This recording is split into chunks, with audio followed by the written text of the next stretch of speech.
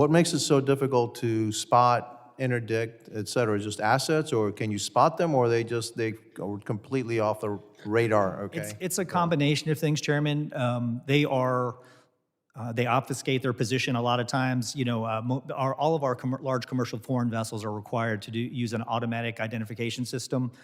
Many of these vessels have the means to easily have 2 or 3 sets of AIS aboard and kind of project their position somewhere else.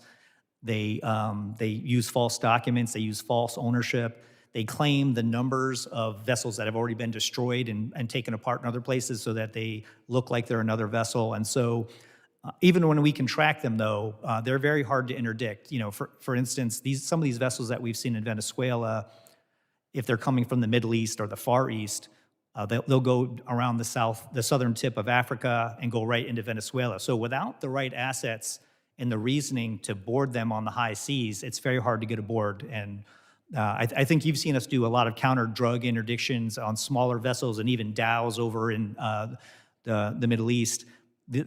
Some of the vessels we're going on right now are 1,100 feet long, very large crude carriers. Very hard to interdict at sea without some support from the Department of War or other assets. Fair enough. Thank you. I yield now.